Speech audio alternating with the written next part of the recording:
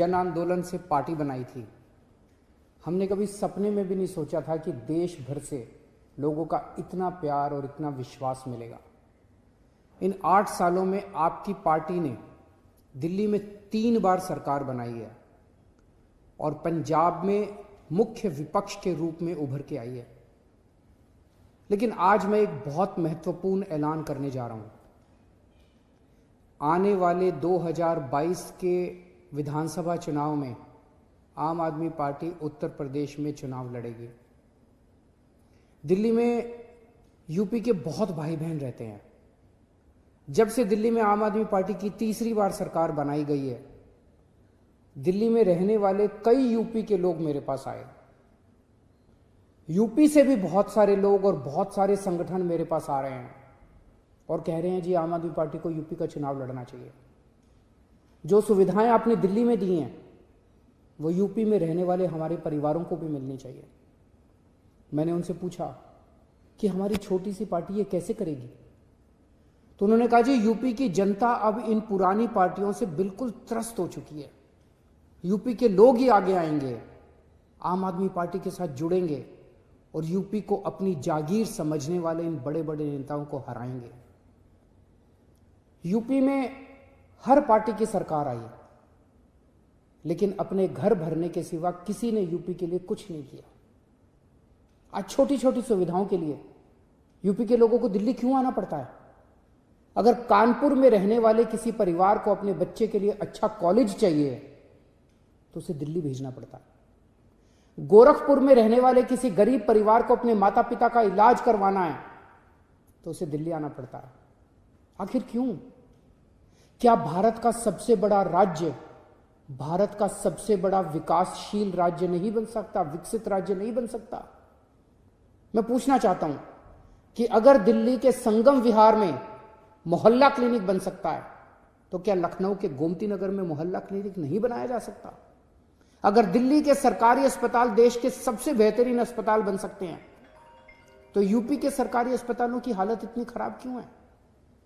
अगर दिल्ली के लोगों को 24 घंटे बिजली मिल सकती है तो यूपी के लोग इतने लंबे लंबे पावर कट क्यों बर्दाश्त करें? अगर दिल्ली के लोगों को मुफ्त बिजली मिल सकती है तो यूपी में लोगों को मुफ्त बिजली क्यों नहीं मिलनी चाहिए? यूपी के लोगों के इतने ज्यादा बिल क्यों आ रहे हैं? अगर दिल्ली के सरकारी स्कूलों में बच्चों को प्राइवेट स्कूलों जैसी सुविधाएं मिल सकती हैं तो यूपी के सरकारी स्कूल इतने बदहाल क्यों हैं?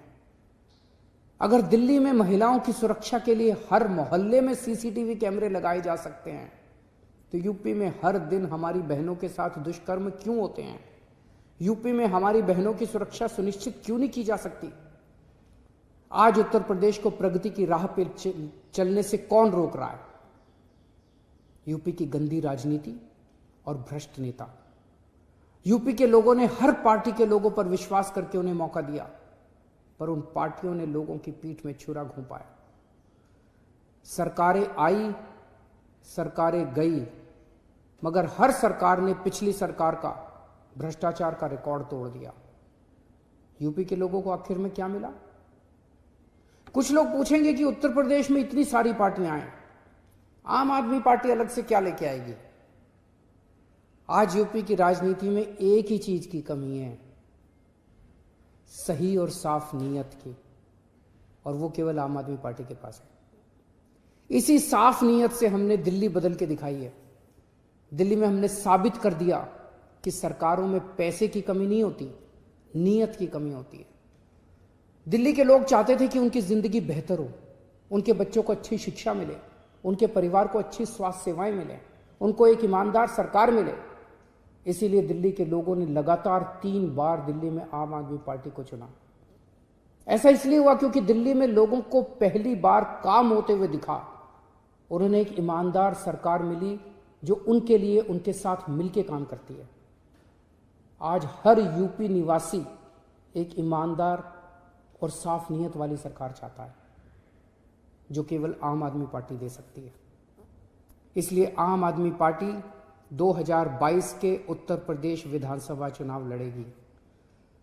दिल्ली के लोगों ने आम आदमी पार्टी को एक मौका दिया था। उन्हें आज आम आदमी पार्टी से इतना प्यार हो गया कि दिल्ली वाले अब बाकी सारी पार्टियां भूल गए। आप भी आम आदमी पार्टी को एक मौका देके देखिए, मैं यकीन दिलाता हूं उत्तर प्रदेश वाले भी बाकी सारी पार्टियों को भूल जाएंगे। नमस्कार।